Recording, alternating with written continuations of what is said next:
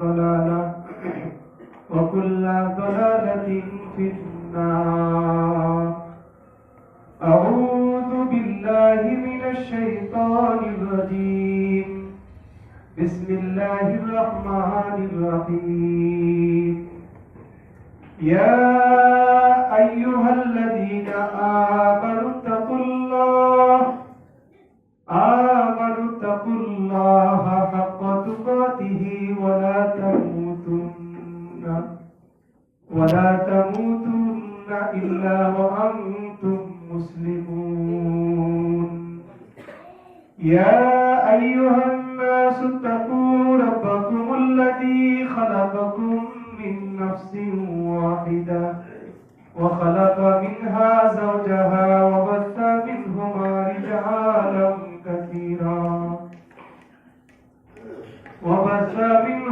رجالا كثيرا ونساء واتقوا الله الذي تساءلون به والأرحام إن الله كان عليكم رقيبا. يا أيها الذين آمنوا اتقوا الله وقولوا قولا سديدا يصلح لكم أعمالكم ويغفر لكم ذنوبكم ومن يطع الله ورسوله فقد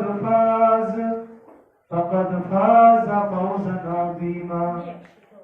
وقال الله تبارك وتعالى في كلامه المجيد والفرقان الحميد.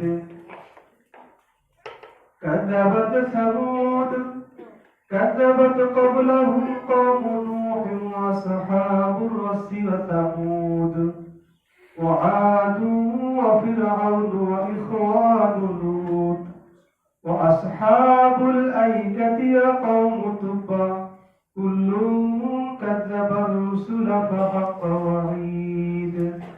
أفعينا بالخلق الأول بل هم في لبس من خلق جديد. وقال تعالى ظهر الفساد في البر والبحر بما كسبت أيدي الناس ليذيقهم بعض الذي عملوا لعلهم يرجعون. وقال رسول الله صلى الله عليه وسلم ويل للعرب من شر قد اقترب فتح اليوم من بطن يأجوج ماجوج مثل هذه. فقالت زينب يا رسول الله نهلك وفينا الصالحون. قال نعم إذا كثر الخبث. رواه البخاري أو كما قال عليه الصلاة والسلام. بارك الله لنا ولكم في القرآن العظيم ونفعنا وإياكم بالآيات والذكر الحكيم إنه تعالى جواد كريم. اللهم سبحانك لا علم لنا إلا ما علمتنا إنك أنت العليم الحكيم. رب اشرح لي صدري ويسر لي أمري واحلل عقدة من لساني يفقهوا قولي وبك نستعين.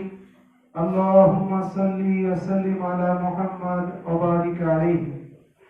আলহামদুলিল্লাহ, যাবতীয় প্রশংসা আল্লাহ সুবহানাহু ওয়া তাআলার জন্য, যিনি আমাদেরকে আজকে জুমার দিনে জামে মসজিদে আসার, জুমার খুতবায় অংশগ্রহণ করার মতো সুযোগ দিলেন, তৌফিক দিলেন। শুরুতেই আমরা সেই মহান রব্বুল আলামিনের শুকরিয়া আদায় করে নেই আলহামদুলিল্লাহ। আল্লাহ সুবহানাহু ওয়া তাআলা মানব সমাজকে পৃথিবীতে বসবাসের জন্য নির্ধারিত একটা সময় বেঁধে দিয়েছেন এবং বলে দিয়েছেন যে এই নির্ধারিত সময়ের পরে পৃথিবী ধ্বংস হয়ে যাবে আর ব্যক্তি জীবনে নির্ধারিত সময় তথা হায়াতের গণ্ডি শেষ হয়ে গেলে তার দুনিয়া শেষ হয়ে যাবে। এই সময়ের মধ্যে হায়াতের গণ্ডি আর চূড়ান্ত ভাবে দুনিয়া ধ্বংস, কিয়ামতের আগে পৃথিবীতে মাঝে মধ্যে কিছু বিপর্যয় আসবে। এই বিপর্যয়গুলোর আসার কারণ কি এবং এর প্রতিকার কি, কেন পৃথিবীতে এই বিপর্যয় বা গজবগুলি আসে, এর প্রতিকার এবং এই আসার কারণ আমরা আলোচনা করবো ইনশাআল্লাহুল আজিজ, যাতে করে কারণগুলো জেনে এই কারণ আমরা প্রত্যাখ্যান করতে পারি, বর্জন করতে পারি এবং বিপদ থেকে বেঁচে যেতে পারি। আল্লাহ সুবহানাহু ওয়া তাআলা আমাদেরকে উপযোগী কথাগুলো সুন্দর সাবলীল ভাষায় উপস্থাপন করার এবং আমাদের সকলকে ধৈর্য সহকারে মনোযোগ দিয়ে শোনার, পরবর্তী জীবনে আমল তথা বাস্তবায়নের তৌফিক দান করুন, আল্লাহুম্মা আমিন। আল্লাহ সুবহানাহু ওয়া তাআলা বলছেন সূরা রূম আয়াত নম্বর 41, যাহারাল ফাসাদু ফিল বাররি ওয়াল বাহরি বিমা কাসাবাত আইদিন নাস। স্থলে এবং জলে, সমুদ্রে এবং ভূপৃষ্ঠে যে বিপর্যয়গুলো জাহির হয়, প্রকাশিত হয়, এগুলো মানুষের হাতের কামাই। সুবহানাল্লাহ। আল্লাহ তাআলা জিনিস ফাঁস করে দিলেন যে বিপর্যয়ে যা দেখি আমরা সব মানুষের কিসের কামাই? হাতের কামাই। আল্লাহ তাআলা তার বিপর্যয় দিয়ে তো পৃথিবী সৃষ্টি করেন, পৃথিবী পরবর্তীতে বিপর্যয় তৈরি হচ্ছে। যদি বিপর্যয় দিয়ে তৈরি করে দিতেন তাহলে তো দৈনিকই ভূমিকম্প হইত, দৈনিকই আসমান থেকে আযাব আসতো, দৈনিকই প্লাবনে ডুবে যেতাম আমরা, নিয়মিতই তো আমরা তাহলে গজবের মধ্যে থাকতাম। তাহলে নিয়মিত ফাসাদ বা নিয়মিত বিশৃঙ্খলা দিয়ে আল্লাহ তাআলা দুনিয়া সৃষ্টি করেন নাই, বরং আল্লাহ সুবহানাহু ওয়া তাআলা একটা নিয়ন্ত্রণের মধ্যে সৃষ্টি করেছেন। এই বান্দা যখন আল্লাহ সুবহানাহু ওয়া তাআলার নাফরমানি করে বৈষয়িক ক্ষেত্রে এবং শরীয়ী ক্ষেত্রে, বৈষয়িক ক্ষেত্রে এবং শরীয়ী ক্ষেত্রে অর্থাৎ শরীয়তের বিধিবিধান না মেনে এবং দুনিয়ার কায়নাতকে, সৃষ্টি জগৎকে তার মানে নিয়মের বহির্ভূত ব্যবহার করা বা তাকে যথেচ্ছা প্রয়োগ করার কারণে এই বিপর্যয়গুলো আসে পৃথিবীতে। আল্লাহ সুবহানাহু ওয়া তাআলা বলেন যে যাহারাল ফাসাদু ফিল বাররি ওয়াল বাহরি বিমা কাসাবাত আইদিন নাস। এরপরে আল্লাহ সুবহানাহু ওয়া তাআলা বলেন মানুষ কামাই করলো তো আল্লাহ বিপর্যয় কেন দেয়? আল্লাহ তাআলা তার জবাবটা আয়াতের শেষে দিয়ে দিলেন, লিইউযীকাহুম বা'যাল্লাযী আমিলু লাআল্লাহুম ইয়ারজিউন। কিছু স্বাদ, আযাবের স্বাদ আমি তাদেরকে আস্বাদন করাই যাতে তারা আমার আইনের দিকে আবার ফিরে আসে, দ্বীনের পথে আবার ফিরে আসে। এটাই হলো মূলত হিকমত, মাকসাদ। আল্লাহ সুবহানাহু ওয়া তাআলা আযাব দিয়ে একবারে শেষ করেন না। ক্যালিফোর্নিয়ায় আগুন দিয়েছেন, পুরো পৃথিবী কিন্তু ক্যালিফোর্নিয়ার আগুনে জ্বলতেছে না, ক্যালিফোর্নিয়ার একটা অংশই জ্বলতেছে, লস অ্যাঞ্জেলস। এই লস অ্যাঞ্জেলস জ্বলতেছে। আল্লাহ সুবহানাহু ওয়া তাআলা জর্ডানের গজবের কারণে পুরো পৃথিবীতে ধ্বংস করেননি, বরং জর্ডানের ডেড সিকেই শেষ করে দিয়েছে। কওমে আদ, কওমে সামুদের কারণে পুরো পৃথিবীতে বিপর্যয় আনেনি। বাঙালি কিছু জাতির কারণে পুরো বাঙালি জাতিকে আল্লাহ সুবহানাহু ওয়া তাআলা পুরো বাংলাদেশকে ধ্বংস করে দেননি, বরং কিছু কিছু ক্ষেত্রে আযাব দিয়ে সতর্ক করছেন যে আমি আল্লাহ আসমানে থেকেও দুনিয়ার মানুষকে সাহায্য করতে পারি, দুনিয়াতে মানুষের ভূমি ধস দিয়ে ধ্বংস করতে পারি, আসমান থেকে গজব দিয়ে শেষ করতে পারি।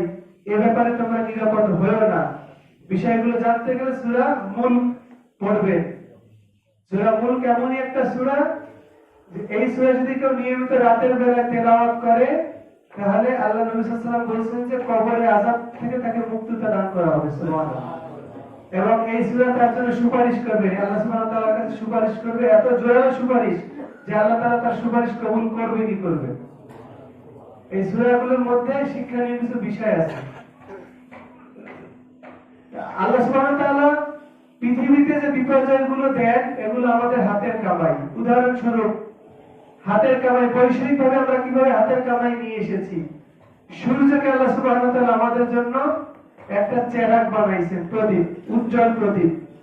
এর আলোর মাধ্যমে আমরা চার্জ পাই, এনার্জি পাই। পৃথিবীতে যত গাছপালা তরুলতা যে এনার্জি গুলো আসে এগুলো কিন্তু সূর্যের মাধ্যমে আসে, এটা আমরা সবাই জানি। একটা দিন সূর্য যদি না আসে আমাদের কাঁপাকাঁপি শুরু হয়ে যায়। শীতকালে দেখেননি শৈত্যপ্রবাহ যখন চলে, ঠান্ডায় এখন আমাদের দেশে মাইনাসে আসেনি, তাতেই উত্তরবঙ্গের লোকেরা শেষ হয়ে যাচ্ছে, অনেকে মারা যাচ্ছে এই ঠান্ডার কারণে। তাহলে ঠান্ডার বিকল্প হিসেবে তাপ সৃষ্টি করার জন্য আল্লাহ তাআলা সূর্যকে আমাদের জন্য নিয়ন্ত্রণাধীন করে দিয়েছেন। সূর্যের মধ্যে এত তাপ যে ওর কাছে যাওয়া যায় না, ওর কাছে যাওয়া যায় না, গেলে যে কোনো জিনিস জ্বলে পুড়ে শেষ হয়ে যাবে। তবে একটা উপগ্রহ নাকি পাঠাইছে, পার্কার সোলার, এটা নাসারা পাঠাইছে, যেটা নাকি এমন প্রযুক্তি দিয়ে বানাইছে সূর্যের কাছে গেলেও জ্বলতেছে না, এখনো তথ্য পাঠাইছে। এটা বিশেষ প্রক্রিয়া। স্বাভাবিকভাবে সূর্যের আলোতে যে কোনো জিনিস পুড়ে ছারখার হয়ে যাবে। বিশেষ করে সূর্যের বেগুনি রশ্মি যখন পৃথিবীতে আসে, এগুলো সবকিছুর জন্য ক্ষতিকারক, মানুষের জন্য, জীব জগতের জন্য ক্ষতিকারক। কিন্তু আল্লাহ সুবহানাহু ওয়া তাআলা পৃথিবীর উপর দিয়ে একটা আবরণ দিয়ে দিয়েছেন, যাতে করে সূর্যের আলোটা সরাসরি পৃথিবীতে না এসে বরং একটু মডিফাইড হয়ে আসে, যেটাকে বলা হয় ওজোন লেয়ার। শুনেছি না আমরা ওজোন লেয়ার সম্পর্কে অনেকেই জানি। ওই ওজোন লেয়ার ভেদ করে যখন সূর্যের আলোটা আসে, তখন আমাদের শরীরে যেটা উপযোগী হয়, আমরা চার্জ গ্রহণ করি। আল্লাহ সুবহানাহু ওয়া তাআলা সিস্টেম যে ওজোন লেয়ার ভেদ করে সূর্যের আলো আসে, যার কারণে সরাসরি না আসার কারণে এটা আমাদের জন্য উপযোগী, ক্ষতিকর হয় না। কিন্তু এই আলোটা সরাসরি আসতে শুরু করেছে কেন? কারণ আমরা পৃথিবীতে বৈশ্বিক উন্নতির নামে যে বিপ্লব, শিল্প বিপ্লব যখন থেকে আমাদের সাধন হয়েছে, তখন থেকে আমরা পৃথিবীকে একেবারে কলুষিত করে ফেলছি আমাদের জীবন জীবিকার সভ্যতার উন্নতির জন্য। অর্থাৎ যে পরিমাণ ধোঁয়া এবং যে পরিমাণ carbon die oxide, CFC gas আমরা বের করে, নির্গত করে পৃথিবীকে একেবারে নাইট্রোজেন অক্সাইড দিয়ে বা তারপরে আপনার যে ক্ষতিকারক যে অক্সিজেনের বিকল্প যেগুলো আছে, এই তারপরে আপনার যে ক্ষতিকারক যেগুলো আছে, সেই বিষয়গুলো ছেড়ে দিয়ে, অর্থাৎ গ্যাসগুলো ছেড়ে দিয়ে আমরা কি করতেছি, পৃথিবীর তাপমাত্রা বাড়িয়ে দিচ্ছি আমাদের মানে হাতের কামাইয়ের মতো, মানে নিজেদের একটা অর্জনের মতো। কেমন যেন আমরা এগুলো করতেছি। এই যে আমাদের কারণে তাপমাত্রা বেড়ে গিয়েছে, তাপমাত্রা বেড়ে গিয়ে ওজোন লেয়ারে ফাটল ধরেছে, ওজোন লেয়ারে ফাটল ধরেছে। ওজোন লেয়ারে ফাটল ধরার কারণে পৃথিবীতে সরাসরি এখন সূর্যের রশ্মি আসতেছে, এসে আমাদের বিভিন্ন রকমের বিপর্যয় সৃষ্টি করতেছে। গবেষকরা বলতেছে যে এই বেশি তাপমাত্রা হওয়ার কারণেই সরাসরি আসতেছে, এবং তাপ বেড়ে যাওয়ার কারণেই মেরু অঞ্চলে বরফ গলতেছে, সমুদ্র পৃষ্ঠের উচ্চতা বাড়তেছে, উপকূল অঞ্চলগুলি আস্তে আস্তে তলিয়ে যাচ্ছে, ভবিষ্যতে আরো তলাবে। এবং এই তাপমাত্রা বেড়ে যাওয়ার কারণেই সামুদ্রিক যে জলোচ্ছ্বাস, তারপরে যে সমস্ত ঝড় বন্যা যেগুলো হয়, এগুলো তৈরি হয় বেশি তাপমাত্রা বেড়ে যাওয়ার কারণে। তখন অস্বাভাবিক একটা পরিস্থিতি সৃষ্টি হয় বায়ুমণ্ডলের মধ্যে। এগুলো মানুষের হাতের কামাইয়ের মাধ্যমে হচ্ছে। আর একটা হচ্ছে মানুষের হাতের কামাই হয় আল্লাহ তাআলার নাফরমানির মাধ্যমে। এটা এক ধরনের নাফরমানি, যে আল্লাহ সুবহানাহু ওয়া তাআলা বলছেন যে আল্লাহর সৃষ্টির ক্ষেত্রে বাড়াবাড়ি না করতে, সৃষ্টিকে যথেষ্ট ব্যবহার করা, এটা আল্লাহ তাআলার বিধান। আর এক ধরনের নাফরমানি হচ্ছে যে আল্লাহ সুবহানাহু ওয়া তাআলা কিছু বিধান দিয়েছেন, শরীয়ী বিধান, যেগুলো ধর্মের দিক থেকে একেবারে মানা ফরজ মানুষের জন্য। এই শরীয়ী বিধান লঙ্ঘন করে যখন মানুষ আল্লাহ তাআলার নাফরমানি করে, তখন আল্লাহ সুবহানাহু ওয়া তাআলা নিজেরা কিছু না করলেও প্রকৃতিকে আল্লাহ তাআলা ঘুরিয়ে দেন। আল্লাহ তাআলার হুকুমে প্রকৃতি যখন ঘুরে যায়, তখন সৃষ্টি হয় বিপর্যয়। সেটা ভূমিকম্পের আকার দেখা দিতে পারে, অথবা জলোচ্ছ্বাসের আকারে দেখা দিতে পারে, অথবা প্লাবনের আকারে দেখা দিতে পারে, অথবা আসমান থেকে পাথরের বৃষ্টি, অথবা নিজেদের মধ্যে গৃহযুদ্ধ, অথবা সমাজের ভিতরে অবনির্ভরতা, জালেম বাদশার মাধ্যমে আমাদেরকে সাহায্য করতে পারে, বহিঃশত্রু দ্বারা আমাদেরকে সাহায্য করতে পারে, বিভিন্ন রকম আযাব দিয়ে আল্লাহ সুবহানাহু ওয়া তাআলা আমাদেরকে গ্রেফতার করাতে পারেন আমাদের হাতের কামাইয়ের মাধ্যমে। তার কিছু নজির আপনাদের সামনে উপস্থাপন করব। পৃথিবীতে সর্বপ্রথম আল্লাহ সুবহানাহু ওয়া তাআলা যে গজব নাযিল করেছিলেন, যে আযাব দিয়েছিলেন, সেটা হলো পানির মাধ্যমে। কিসের মাধ্যমে? পানির মাধ্যমে, প্লাবনের মাধ্যমে। যে পানির অপর নাম হচ্ছে জীবন, আর এই জীবন বাহী মানে এই জীবন রক্ষাকারী জিনিস দিয়ে আল্লাহ সুবহানাহু ওয়া তাআলা জীবন ধ্বংস করে দিয়েছেন পৃথিবীতে। সেটা হলো কওমে নূহ আলাইহিস সালামের কওম। তারা যে নাফরমানিটা করেছিল, আল্লাহ সুবহানাহু ওয়া তাআলার সঙ্গে তারা শিরক করেছিল, তাওহীদকে বরবাদ করে দিয়েছিল। এই তাওহীদকে বরবাদ করার কারণে, শিরক করার কারণে আল্লাহ সুবহানাহু ওয়া তাআলা নূহ আলাইহিস সালামকে নবী হিসেবে পাঠাইলেন যে যাও জাতিকে সতর্ক করো। নূহ আলাইহিস সালাম আসলেন, তার জাতির কাছে বলতেছেন যে ইয়া কওমি ইন্নী লাকুম নাযীরুম মুবিন, হে আমার সম্প্রদায়, আমি তোমাদের জন্য সতর্ককারী আল্লাহর পক্ষ থেকে। আনিবুদুল্লাহ ওয়া তাকুহু ওয়া আতিউন, আল্লাহ তাআলার ইবাদত করো, তাকেই ভয় করো, আর নাজাত পেতে গেলে আমারই আনুগত্য করো। তাহলে কি করবেন? এই যে পাপগুলো তোমরা করেছো, ইয়াগফির লাকুম যুনুবাকুম, তোমাদের পাপ সমূহকে আল্লাহ সুবহানাহু ওয়া তাআলা মাফ করে দিবেন। ওয়া ইউআখিরকুম ইলা আজালিন মুসাম্মা, পৃথিবীতে নির্ধারিত সময় পর্যন্ত দুনিয়াতে শান্তিতে বসবাসের একটা সুযোগ করে দিবেন। নূহ আলাইহিস সালাম আল্লাহ তাআলাকে বলে, রব্বিনি দাআউতু কওমি লাইলা ওয়া নাহারা, হে আমার প্রতিপালক, আমি আমার এই সম্প্রদায়কে আহ্বান করেছি, দাওয়াত দিয়েছি দিনে রাতে, দিনে রাতে, ফালাম ইয়াজিদুহুম দুআই ইল্লা ফিরারা, যতই আমি তাদেরকে আহ্বান করেছি যে পাপ ছেড়ে দাও, শিরকের পাপ ছেড়ে দাও, সবকিছু আল্লাহ তাআলার নাফরমানি ছেড়ে দাও, ছেড়ে দিয়ে আল্লাহ তাআলার পথে আসো, ততই তারা আমার থেকে দূরে চলে গিয়েছে। আল্লাহ প্রকাশ্যে দাওয়াত দিয়েছি, গোপনেও দাওয়াত দিয়েছি। আমি তাদেরকে বলেছি, ফাকুলতু আস্তাগফিরু রাব্বাকুম ইন্নাহু কানা গাফফারা, তোমাদের রবের কাছে ক্ষমা প্রার্থনা করো, তিনি তো মহা ক্ষমাশীল। কেমন ক্ষমাশীল সেটা তো আমরা কম বেশি জানি। আসমান জমিনের ফাঁকা জায়গা বড় বড় যদি গুনাহ নিয়ে বান্দা আল্লাহ তাআলার কাছে হাজির হয়, আল্লাহ তাআলা বলেন যে আমি ওই পরিমাণ ক্ষমা নিয়ে আমি তার কাছে হাজির হয়ে যাই। সহিহ মুসলিমের হাদিস, হাদিসে কুদসি যেটাকে বলা হয়, আল্লাহ তাআলা নিজে বলছেন, আনা ইনদা জান্নি আবদি বি, আমি আমার বান্দার ধারণা অনুপাতে তার সঙ্গে আচরণ করে থাকি। বান্দা যদি আমাকে মনে মনে স্মরণ করে, তো আমিও তাকে মনে মনে স্মরণ করি। সুবহানাল্লাহ। পৃথিবীর কেউ জানে না, একমাত্র আপনি জানতেছেন যে আমি আল্লাহকে স্মরণ করতেছি, আমি বিপদে আছি, সেই বিপদ থেকে উদ্ধার করার মালিক একমাত্র আল্লাহ। আল্লাহু আকবার। বনী ইসরাইলের ভিতরে 3টা লোক বিপদে পড়েছিল, পৃথিবীর কোন লোক জানতো? পাহাড়ের চূড়া থেকে একটা শিলাখণ্ড এসে তাদের গুহার মুখ বন্ধ করে দিয়েছে। 3জন লোক বললেন, দেখো পৃথিবীতে কেউ জানে না যে আমরা এখানে আবদ্ধ হয়ে আছি, আটকা পড়ে গেছি, একমাত্র আল্লাহ তাআলাই জানেন, তিনি আমাদেরকে উদ্ধার করতে পারবেন। তো উদ্ধার করা এত সহজ না, যার যার জীবনে নেক আমল আছে সেটাকে ওসিলা করে দোয়া করো, হয়তো আল্লাহ তাআলা মাফ করবেন। তো যার যার জীবনে নেক আমল দিয়ে দোয়া করেছেন, আল্লাহ তাআলা তাদেরকে বিপদ থেকে উদ্ধার করে দিয়েছে। এইভাবে নূহ আলাইহিস সালাম দাওয়াতি কাজ করতে লাগলেন তার কওমের মাঝে। আল্লাহ তাআলাকে বললেন যে আল্লাহ, আমি তাদেরকে বুঝাইছি যে আল্লাহ ক্ষমাশীল, তোমরা যে অন্যায় করছো ক্ষমা করো, কারণ আল্লাহ সুবহানাহু ওয়া তাআলা সমস্ত পাপ ক্ষমা করতে পারেন, শিরিক বাদে। শিরিকও ক্ষমা করেন যদি খাঁটি তওবা করে ফিরে আসে শিরিকের থেকে। কারণ আল্লাহ তাআলা নিজেই ঘোষণা করেছেন, ইন্নাল্লাহা লা ইয়াগফিরু আইয়ুশরাকা বিহি ওয়া ইয়াগফিরু মা দুনা যালিকা লিমান ইয়াশা, নিশ্চয়ই আল্লাহ তাআলার সঙ্গে শিরিক করা হলে সে পাপ আল্লাহ ক্ষমা করেন না, এছাড়া যে কোনো পাপ আছে আল্লাহ যাকে খুশি ক্ষমা করে দিতে পারেন। সুবহানাল্লাহ। তো আল্লাহ সুবহানাহু ওয়া তাআলা বলেন যে বান্দা যেমনটি ধারণা করবে আমি সেই অনুপাতে তার সঙ্গে আচরণ করব। যদি সে আমাকে ভর মজলিসে স্মরণ করে, এর চেয়ে দামি মজলিসে আমি তাকে স্মরণ করে থাকি। সুবহানাল্লাহ। যদি বান্দা আমাকে পাওয়ার জন্য বিঘাত পরিমাণ অগ্রসর হয়, আমি আল্লাহ তাকে ধরা দেওয়ার জন্য 1 হাত পরিমাণ আগায় যাই। বান্দা যদি আমার দিকে 1 হাত আগায়, আমি আল্লাহ তাকে ধরা দেওয়ার জন্য 2 হাত পরিমাণ আগায় যাই। বান্দা যদি আমার দিকে হেঁটে হেঁটে আসে, আমি আল্লাহ তাকে ধরা দেওয়ার জন্য দৌড় দিয়ে চলে যাই। বান্দা যদি আসমান জমিন পরিমাণ ফাঁকা জায়গা নিয়ে, ফাঁকা জায়গা পরিমাণ গুনাহ নিয়ে আমার কাছে হাজির হয়ে যায়, আমার সঙ্গে যদি কাউকে শিরিক না করে, আমি আল্লাহ ওই পরিমাণ ক্ষমা নিয়ে তার কাছে হাজির হয়ে যাই। সুবহানাল্লাহ। কিন্তু শিরিকের গুনাহ আল্লাহ সুবহানাহু ওয়া তাআলা ক্ষমা করেন না বিনা তওবায়, অন্য যত গুনাহ আছে আল্লাহ তাআলা ক্ষমা করে দিতে পারেন। তো নূহ আলাইহিস সালাম সেই দাওয়াতটাই দিয়েছিলেন যে ইস্তাগফিরু রাব্বাকুম ইন্নাহু কানা গাফফারা, তোমাদের রবের কাছে ক্ষমা প্রার্থনা করো, তোমরা শিরক করেছো, পাপ করেছো, আল্লাহ তাআলা নাফরমানি করেছো, আল্লাহ তাআলা ক্ষমা করে দিবেন। তোমরা শুধু ক্ষমা চাও, আল্লাহ ক্ষমা করে দিবেন। ইউরসিলিস সামা আলাইকুম মিদরারা, আসমান থেকে তোমাদের উপরে মুষলধারে বরকতের বৃষ্টি নাযিল করবেন।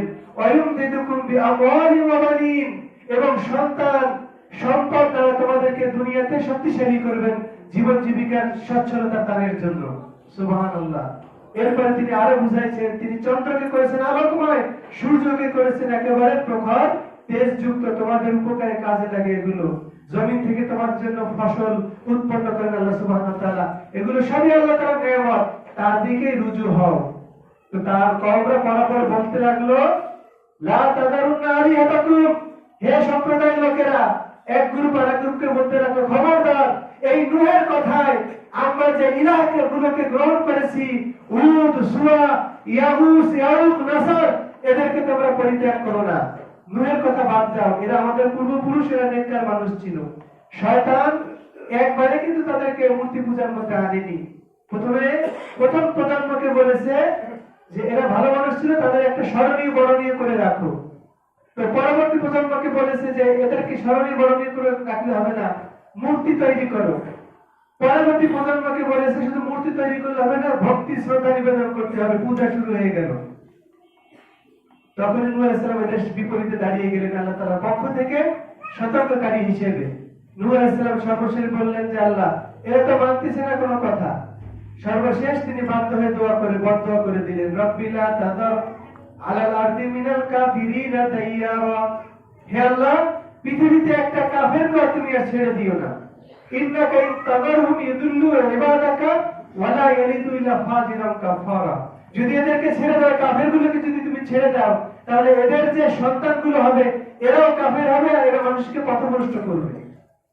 আল্লাহ সুবহানাহু ওয়া তাআলা তার দোয়া কবুল করে নিলেন। আল্লাহ সুবহানাহু ওয়া তাআলা বলেন যে ওয়াসতাইল ফুলকা বিআয়ুনিনা, আমার তত্ত্বাবধানে একটা নৌকা বানাও। নূহ আলাইহিস সালাম নৌকা দাঁড় করালেন।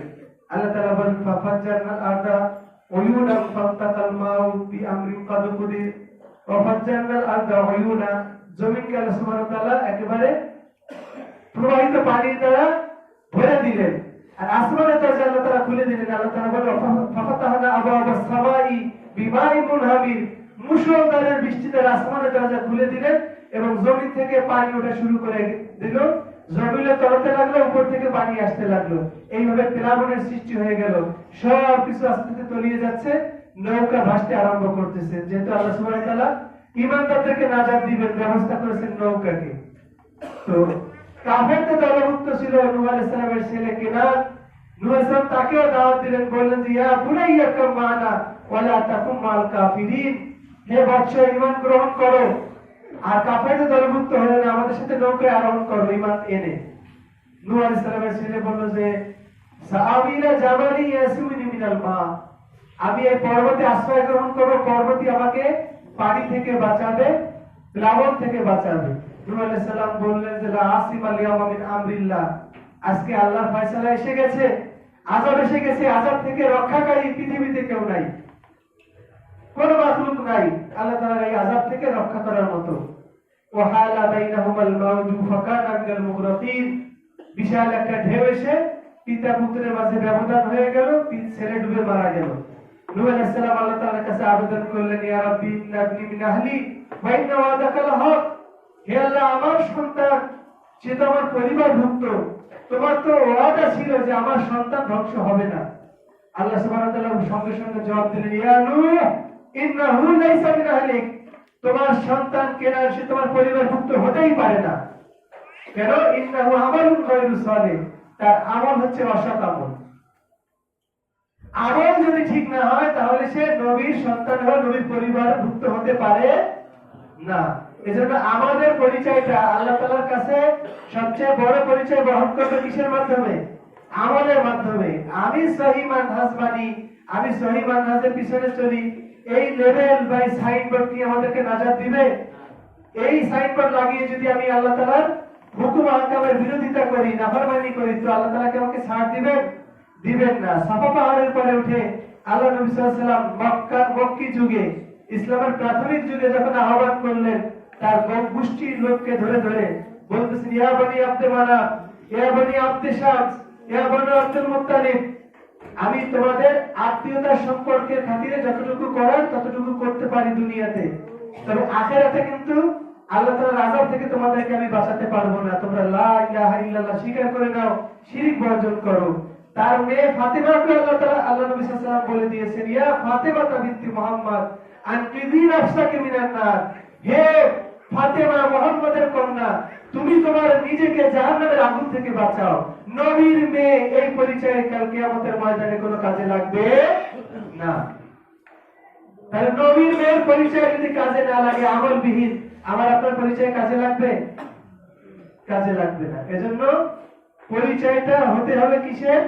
আমলের ভিত্তিতে। আমলের ভিত্তিতে আল্লাহ সুবহানাহু ওয়া তাআলা আমলটাই কবুল করবেন যে কার আমল ভালো। এই আমল ভালো করার জন্য আমাদের জন্য পরীক্ষা। সূরা মুলকের শুরুতে আল্লাহ তাআলা বলেন লিয়াবলুয়াকুম আইয়ুকুম আহসানু আমালা। তোমাদেরকে এই হায়াত মওতের জন্য পরীক্ষা, যেটা আমলের সুযোগ দিয়েছেন কে তোমাদের মধ্যে ভালো আমল করে আসে। আমল যদি মন্দ হয় তার আংশিক শাস্তি হলো পৃথিবীতে আপনি অনুভব করবেন।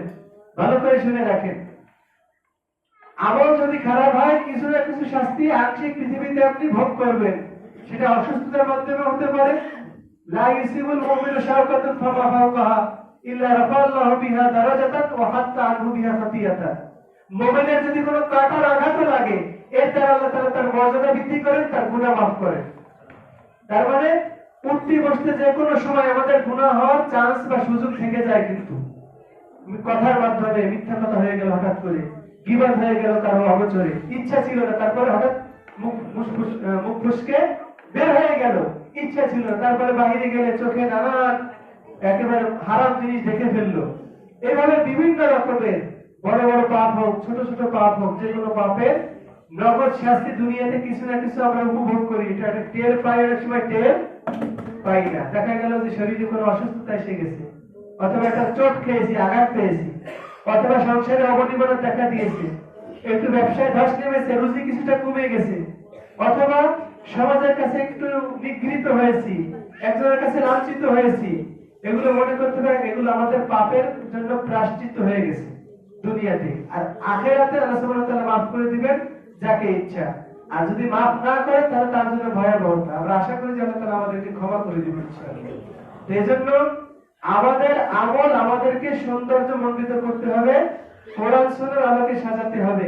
আল্লাহ তাআলার গজব থেকে বাঁচতে গেলে শিরিক থেকে দূরে থাকতে হবে। রাজি আছি তো ইনশাআল্লাহ? শিরিক কি কি কাজে আসে সেটা আমরা সবাই জানি।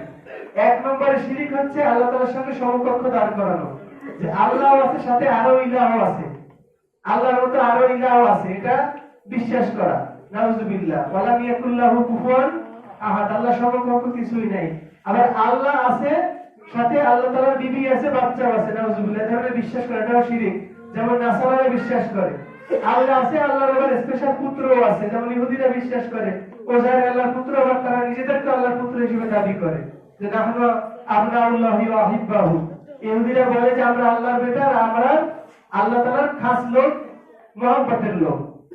তো আল্লাহ নবীকে আল্লাহ তাআলা শিখাই দিয়েছে, তুমি বলো এতই যদি তোমরা আল্লাহ তাআলার ঘনিষ্ঠ হও তাহলে পাপের কারণে কেন আল্লাহ তাআলা তোমাদেরকে আযাব দিবে?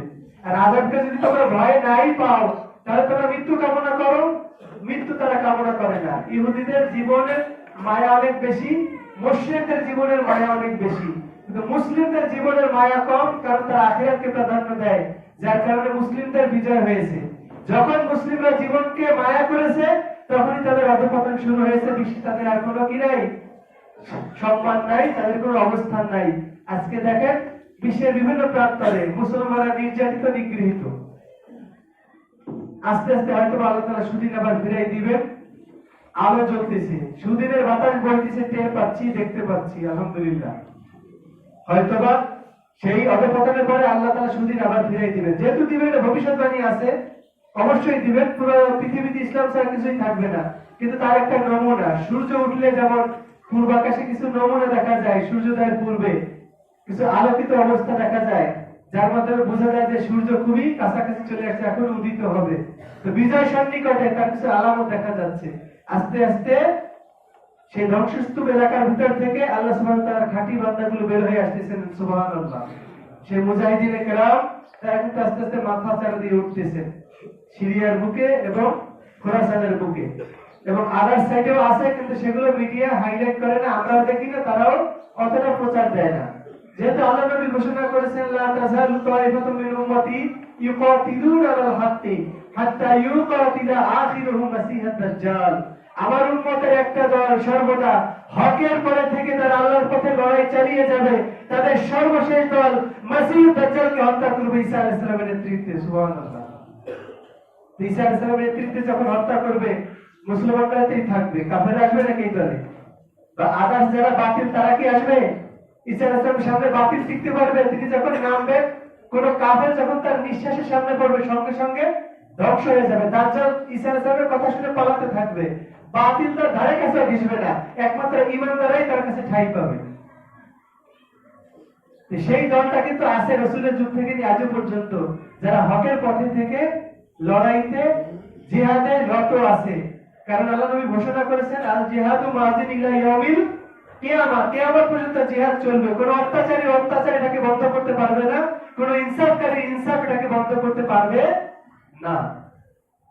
আমরা সেই সুদিন দেখার অপেক্ষায় আছি। যদি আমরা পাই তো ভালো কথা, তাহলে আমাদের ভবিষ্যৎ প্রজন্মকে ওসিয়ত করে যাবো যে বেটা একসময় ইমাম মাহদী আসবেন, ঈসা আলাইহিস সালাম আসবেন, সেই দলে তুমি যোগদান করার জন্য মানসিকভাবে প্রস্তুতি গ্রহণ করো।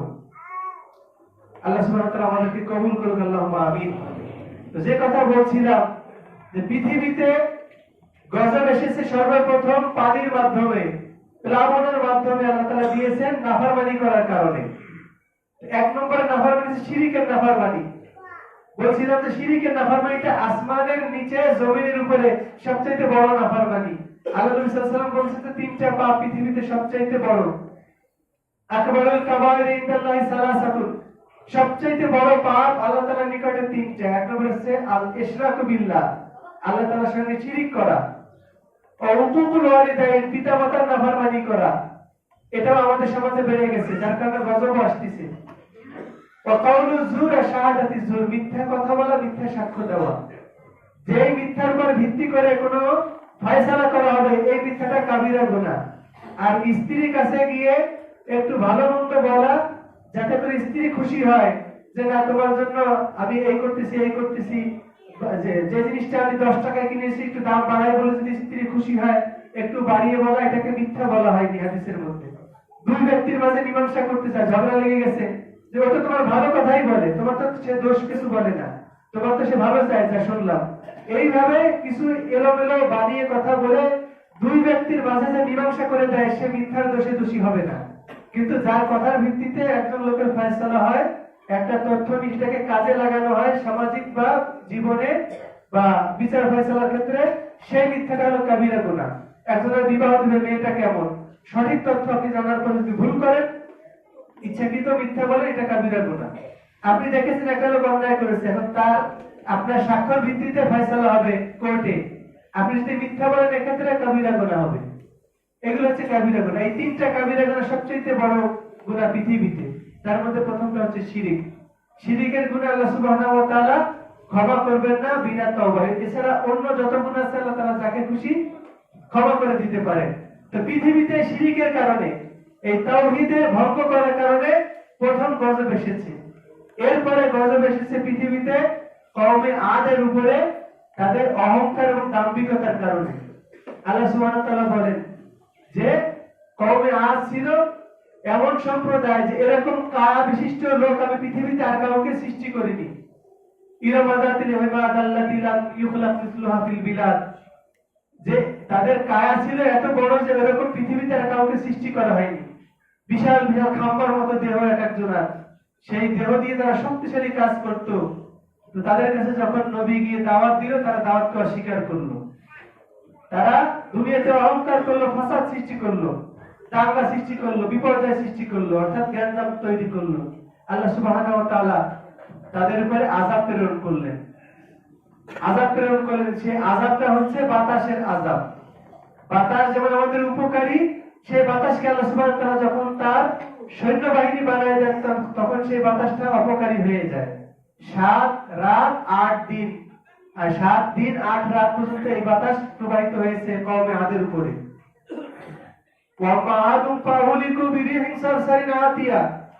অতঃপর আদকে ধ্বংস করা হয়েছে প্রবল প্রবল বাতাসের মাধ্যমে, যে বাতাসগুলো একাধারে প্রবাহিত হয়েছে তাদের উপরে। সাবা লায়ালি ওয়া সামানিয়াত আইয়াম, 7 রাত এবং 8 দিন ক্রমান্বয়ে প্রবাহিত হয়েছে তাদের উপরে। এমন অবস্থা হয়ে গেছে সে বাতাসের তাণ্ডবে যে তারা উপর থেকে নিচে উপর থেকে নিচে এরকম করতে করতে, আমাদের এই যে 12 ভাজা বানায় দেখেন না ভাজাওয়ালারা, বিভিন্ন রকম জিনিসপাতি দিয়ে যখন টাকাটাকি করে, তো কোনটা নিচে কোনটা উঁচু উপরে ঠিক থাকে নাকি? সবকিছু যখন মিক্সার হয়ে যায়, পুরো কওমে আদ এরকম মিক্সারের মতো করেছিল দুনিয়াতে মুখ থুবড়ে।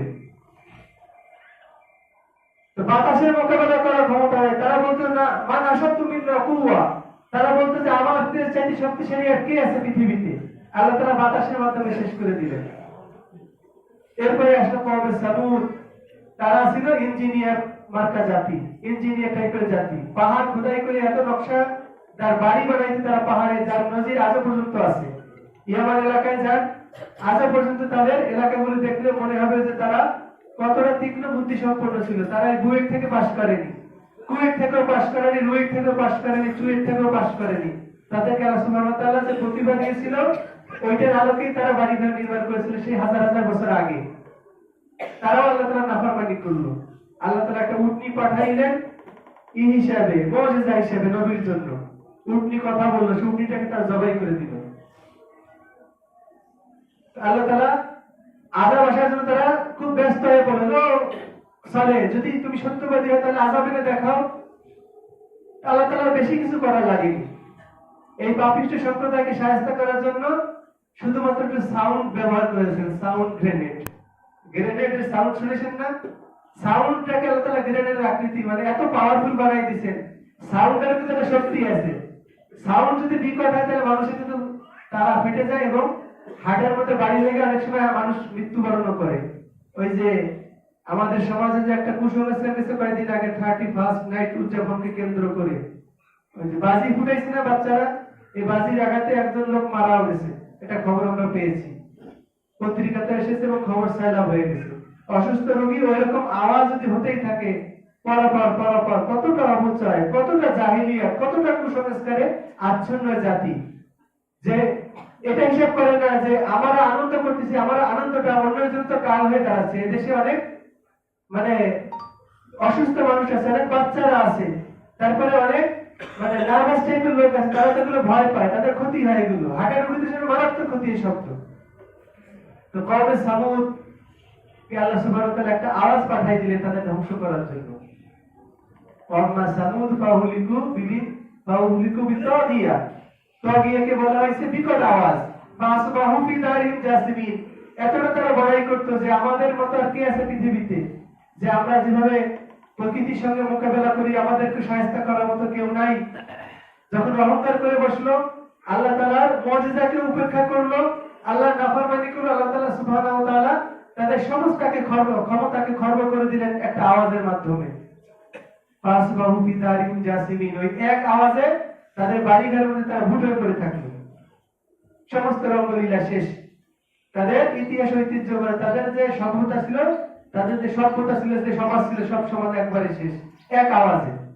এটা আল্লাহ তাআলা সেনাবাহিনী, প্রত্যেকটা মাখলুক আল্লাহ সেনাবাহিনী। আপনার শরীরও আল্লাহ তাআলা সেনাবাহিনী, মনে রাখতে হবে। আপনার শরীরে এক অংশকে আল্লাহ তাআলা আরেক অংশের বিরুদ্ধে লাগাই দিবেন। একটা ভাইরাস যদি আল্লাহ হুকুম করে দেয় যে খেয়ে ফেল, সময় লাগবে খেয়ে ফেলতে? শুধু একটা জায়গায় যেখানে একটু খোঁচা লাগছে, আল্লাহ তাআলা যদি হুকুম দিয়ে দেন ওই খোঁচাটা আর শুকাবে না, ক্যান্সারের রূপ নেবে।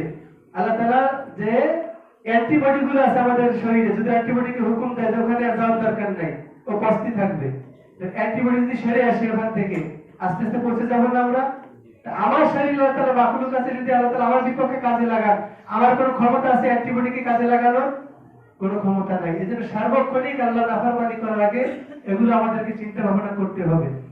আল্লাহ সুবহানাহু ওয়া তাআলা এইভাবে নবীদেরকে পাঠাইছেন নাজির এবং বাশির। যেমন তারা সুসংবাদ দিয়েছেন, তেমনি তারা সতর্ক করেছেন যে আল্লাহ তাআলার আইন মানো, আল্লাহ তাআলার বিধান মানো, দুনিয়াতেও শান্তি, আখিরাতেও শান্তি পাবে। আল্লাহ তাআলার বিধানকে উপেক্ষা করে গেলে দুনিয়াতেও অশান্তি, আখিরাতেও অশান্তি।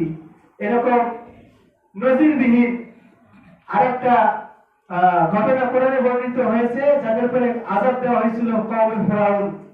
ফেরাউনকে পানির মাধ্যমে আযাব দেওয়া হয়েছিল। ফেরাউনও কিন্তু আল্লাহ তাআলা নাফরমানি করেছিল। ফেরাউনের লস্কর যা ছিল, পরিবার বর্গ, তারা কিন্তু আল্লাহ তাআলা নাফরমানি করেছিল। সর্বশেষে অহংকারের চূড়ান্ত সীমায় পৌঁছে গিয়ে বলছে যে আনা রাব্বুকুমুল আলা, আমি তো তোমাদের বড় রব। দেখো না, আন্না হাদিল আনহার তাজরি মিন তাহতি, এই যে নীল নদ দেখতে পাচ্ছ, যা তোমাদের জীবিকার উৎস, এখান থেকে তোমরা সেচ দাও, ফসল ফলে।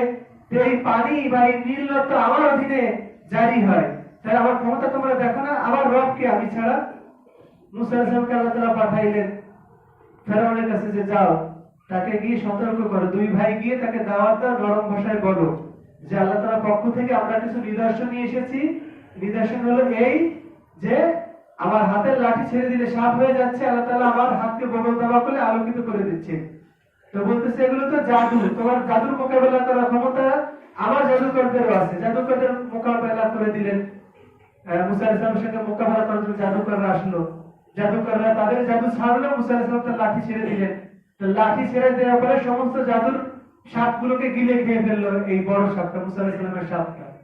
তখন জাদুকররা বলল যে যদি জাদুই হবে তাহলে জাদুর ক্ষেত্রে তো আমরা সেরা। তো মুসা তো পারার কথা না, তাহলে এটা জাদু না, নিশ্চয়ই মুসা যে রবের পক্ষ থেকে দাওয়াত নিয়ে এসেছে সেই রবেরই এটা ক্ষমতা, সেই রবের পক্ষ থেকে মুসাকে মুজিজা দেওয়া হয়েছে।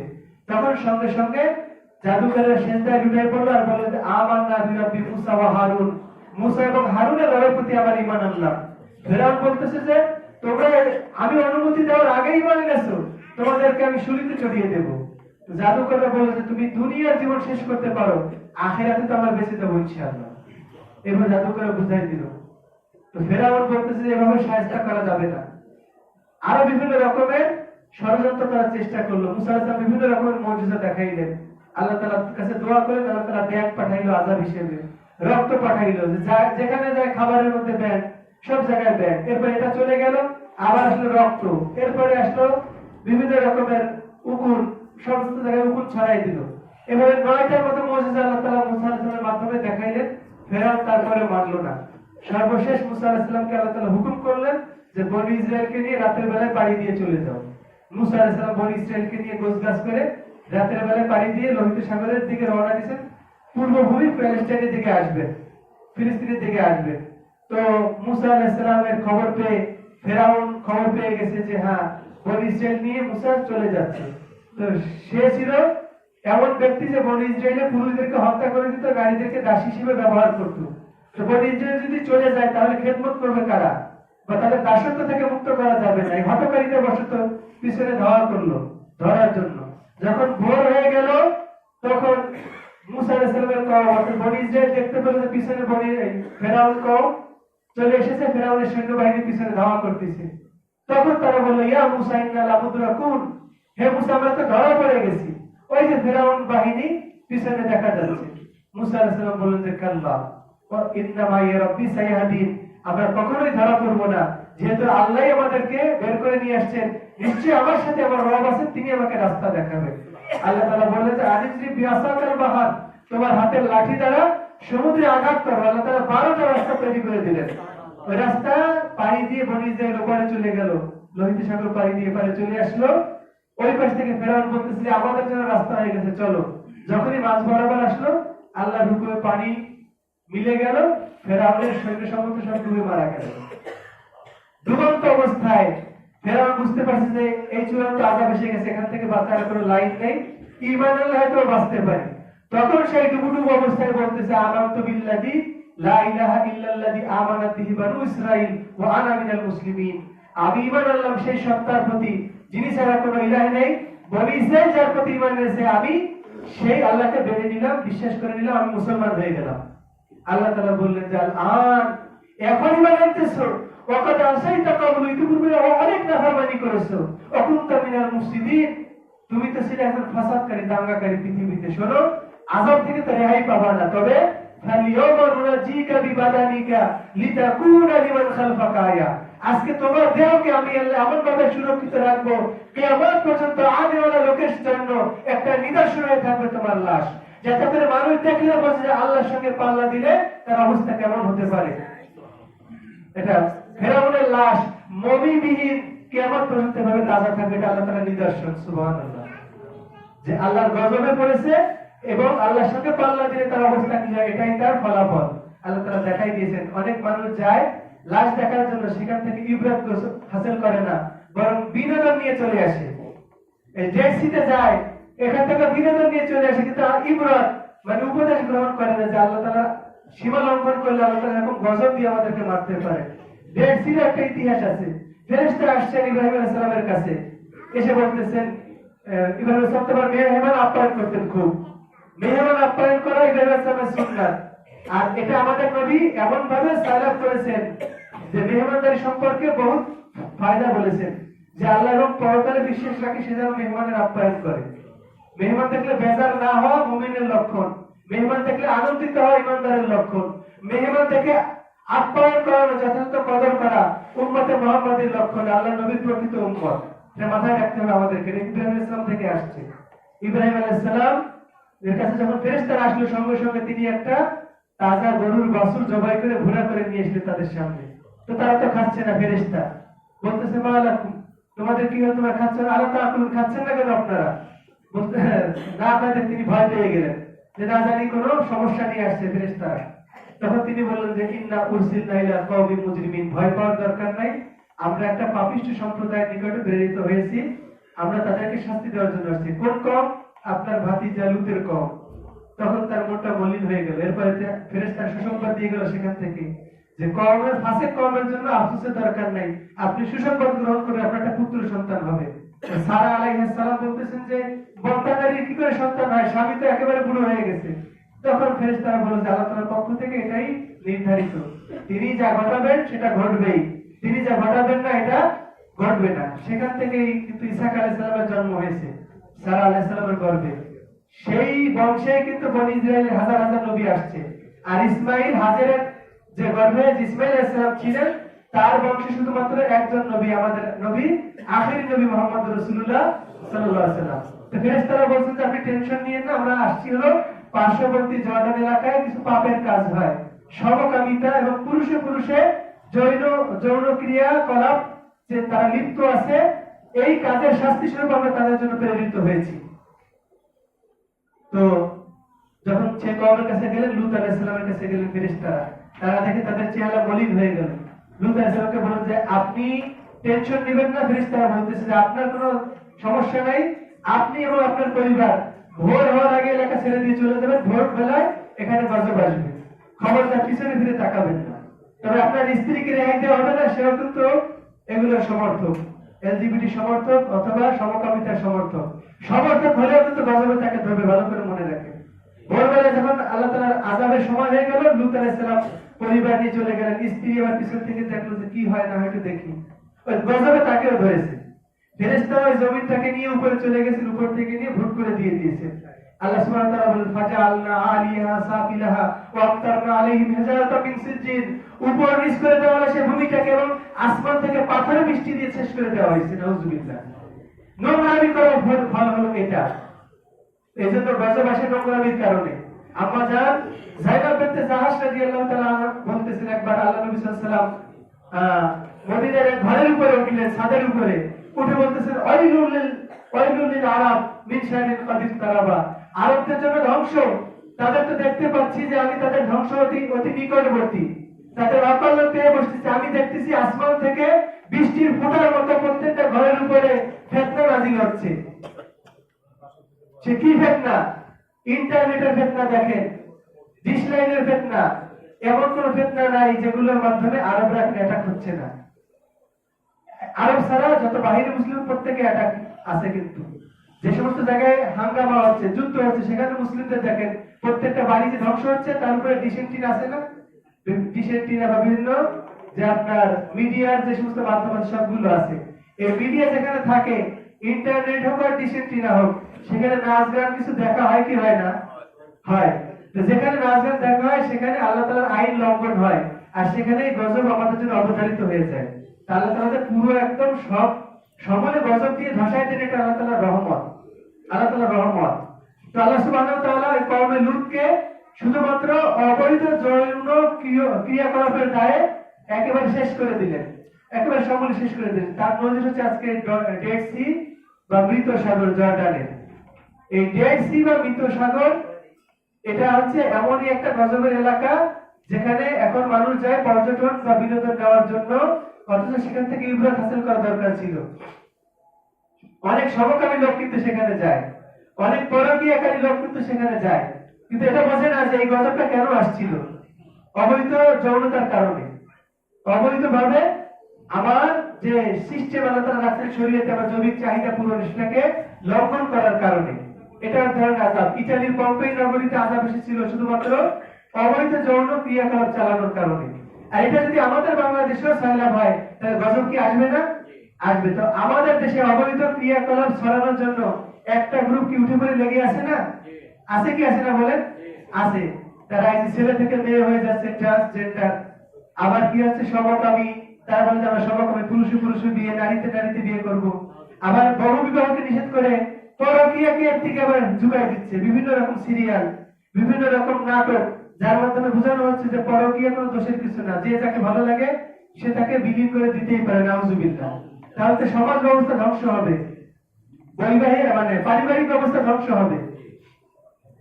উনি মনে হয় অসুস্থ হয়ে পড়ছেন, আল্লাহ তাআলা ওনার জন্য দোয়া করি, আল্লাহ তাআলা শিফায়ে কামিল আজল নসিব করুন, আল্লাহুম্মা আমিন। আল্লাহুম্মা রাব্বানা সাতিবিল বাসি ইশফি আনতা শাফি লা শাফি লা তাশফা লা ইয়াদু সাফামা। তো বলছিলাম, যে কথা বলছিলাম এদিকে খেয়াল করেন, খিদমতে কয়েকজন আছেন, ওরা খিদমত করতে লাগু। তো এই যে দেখেন, সমকামিতার পাপের একটা অঙ্গরাজ্য, একটা স্বর্গরাজ্য বলা হয় লস অ্যাঞ্জেলসকে। জানেন তো, আমেরিকার ক্যালিফোর্নিয়ার একটা এলাকা লস অ্যাঞ্জেলস। সেখানে দেখেন, আগে কিছুদিন আগে একটা কিন্তু দাবানল হয়ে গেছে, আবার নতুন করে শুরু হয়েছে। এই নতুন শুরু হওয়া দাবানলে 40 বর্গ কিলো মাইল, 40 বর্গ মাইল, 40 বর্গ মাইলের মতো জায়গা আপনার কি পুরো ধ্বংস হয়ে গেছে। আগে গেছে প্রায় 10,000 বাড়িঘর কিন্তু নষ্ট হয়ে গেছে। তো যে পরিমাণ গাজার চিত্র যেভাবে দেখা যাচ্ছে, এখন লস অ্যাঞ্জেলসের চিত্র সেভাবে দেখা যাচ্ছে। তো গাজার মুসলমানেরা নিরুপায়, আর এরা হচ্ছে সম্পূর্ণ সহায়, একেবারে শক্তিধর লোক। তাহলে তারা দেখাই দিলেন পৃথিবীতে যে দেখো, নিরুপায় অসহায় মানুষদেরকে তোমরা মেরে সমর্থন দিয়ে তোমরা যে মনে করতেছো তোমাদেরকে ধরার কেউ নাই, আমি আল্লাহ যে আসি, আসমানে থেকে তোমাদেরকে ধরতে পারি, তারই একটা নজির কিন্তু লস অ্যাঞ্জেলস। সেখানে কিন্তু পাপের নগরী হলিউড কিন্তু লস অ্যাঞ্জেলসে, হলিউডের যে সমস্ত কার্যক্রম চলে, মানে বিদেশি সিনেমা, সেখানে নোংরামির কোনো শেষ নেই। সেখানে যাদের বাড়িঘর বেশি করে নোংরা প্রকৃতির লোক, আর নোংরা প্রকৃতির লোক কিন্তু গজব টেনে নিয়ে এসে, ভালো করে মনে রাখেন, এই নোংরা প্রকৃতির লোক কিন্তু আমাদের দেশেও আছে। এই জন্য যতক্ষণ পর্যন্ত আমরা এর বিরুদ্ধচারণ করবো, এটাকে ঘৃণা করবো, প্রতিবাদ জানাবো, ততদিন গজব আমাদের কাছে আসবে না। যেখানে দাওয়াতি কাজ চলে সেখানে গজব আসে না, মনে থাকবে তো। আল্লাহ সুবহানাহু ওয়া তাআলা জিবরিল আলাইহিস সালামকে পাঠাইলেন একটা কওমকে ধ্বংস করার জন্য, একটা কওমকে ধ্বংস করার জন্য। তো জিবরিল আলাইহিস সালাম বলতেছেন, হে আল্লাহ, ওইখানে তো তোমার এমন একজন বান্দা আছে যে চোখের পলক সময়ে ফেলা, চোখের পলক পড়বে এতটুকু সময় এসে তোমার নাফরমানি করে না, তোমার জিকির থেকে খালি থাকে না। আল্লাহ তাআলা বলেছে ওকে সহ জমিনকে ধসায় দাও, কারণ এত বড় পাপ হচ্ছে, ও জীবনে একটু ভুরুটা বাঁকা করলো না পাপের কাজ দেখে, তার মানে ও সমর্থক, ওকে সহ শেষ করে দাও। পাপের কাজ থেকে চুপ থাকা যাবে না, বড় প্রতিবাদ জানাতে হবে। সমাজের যে সেক্টরে আছে, ফেসবুকের মাধ্যমে হোক, খুতবার মাধ্যমে হোক, লেখনের মাধ্যমে হোক, অফিসিয়াল সাইটের মাধ্যমে হোক, যে যেখানে আছে, যেখানে দেখা যাবে যে না সমকামিতার কথা হচ্ছে, প্রতিবাদ জানানো, সমকামিতার সমর্থন দেওয়া হচ্ছে, পরকীয়ার কথা বলা হচ্ছে, সেখানে প্রতিবাদ জানাতে হবে এবং আল্লাহ তাআলার বিধানকে বলে দিতে হবে। এটা প্রত্যেক মুসলিমের দায়িত্ব। যদি এই দায়িত্ব যতদিন আমরা পালন করব, ইনশাআল্লাহ আশা করা যায় গজব আমাদের কাছে আসবে না। আর যদি সবাই চুপ থাকি যে যে করতেছে করুক, এটা তো আমাদের ভাবার বিষয় না। কেন কেন ঝামেলা জড়াবো কেন? এই ঝামেলা জড়াবো কেন, এই চিন্তা করলে কিন্তু যখন গজব আসবে, গজব কিন্তু আমাকে সব ঝামেলা ধরবে, ভালো করে মনে রাখেন। সমাজ যখন নষ্ট হবে, আমার আপনার ছেলে মেয়ে কি বাদ থাকবে নাকি? ওদেরকে ধরে বলবে, তখন এটাকে আপনি ঠেকাবেন কিভাবে? ঠেকাতে গেলে এই জন্য দুর্বার প্রতিবাদ করতে হবে এবং দাওয়াতি কাজের মেহনত চালাতে হবে। তাহলেই আল্লাহ সুবহানাহু ওয়া তাআলার রহমত পাওয়া যাবে, গজব থেকে বাঁচা যাবে। এজন্য পৃথিবীতে বিপর্যয় আসার মূল কারণ হচ্ছে আল্লাহ তাআলার নাফরমানি, অশ্লীল ক্রিয়াকলাপ। এগুলো যখন আমরা ছেড়ে দিব, তখন আমরা আল্লাহ তাআলার গজব থেকে বেঁচে যাবো ইনশাআল্লাহ। যায়নাব যে হাদিসটা বলেছিলেন, জি ইয়া রাসূলুল্লাহ, আমরা সব ধ্বংস হয়ে যাব, অথচ আমাদের ভিতরে নেককার আছে বহুত। আল্লাহ বলছে যে হ্যাঁ, সব ধ্বংস হয়ে যাবে গড়ে পড়তায়। কেন? ইদা কাসুরাল খাবুস, যখন নোংরামি বেড়ে যাবে। নোংরামি বন্ধ রাখতে হবে আমাদের সমাজে, তাহলে ধ্বংস হব না ইনশাআল্লাহ। আল্লাহ সুবহানাহু ওয়া তাআলার কাছে আমরা এটাই প্রার্থনা করি, আল্লাহ সুবহানাহু ওয়া তাআলা আমাদেরকে নোংরামি বর্জন করে যেন পবিত্র জীবন, কোরআন সুন্নাহর আলোকে পবিত্র জীবন গঠন করার তৌফিক দান করেন এবং দুনিয়া ও আখিরাত উভয় জগতে সফলতা দান করেন, আল্লাহুম্মা আমিন। আল্লাহ সুবহানাহু ওয়া তাআলা আমাদের তাওহীদ জামে মসজিদ কমপ্লেক্সে কবুল করে নিক, আল্লাহুম্মা আমিন। এর পরিধি আরো বর্ধন করে এর দাওয়াতি খিদমতকে আরো বিশাল আকারে এবং ব্যাপক আকারে করার তৌফিক দান করেন, আল্লাহুম্মা আমিন। পরিশেষে একটা দাওয়াত দিয়ে শেষ করতেছি। আগামী কাল শনিবার, আমাদের প্রত্যেক শনিবারে হালাকা হয়, আগামীকাল আসবেন আমাদের ইঞ্জিনিয়ার এনামুল হক চৌধুরী সাহেব। আপনাদের সকলকে সেখানে দাওয়াত দেওয়া হচ্ছে, আপনারা সবাই আসবেন ইনশাআল্লাহ, এবং মহিলাদেরও বসার ব্যবস্থা থাকবে।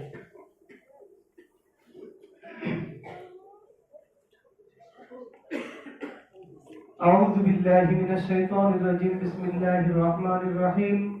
إن الله وملائكته يصلون على النبي يا أيها الذين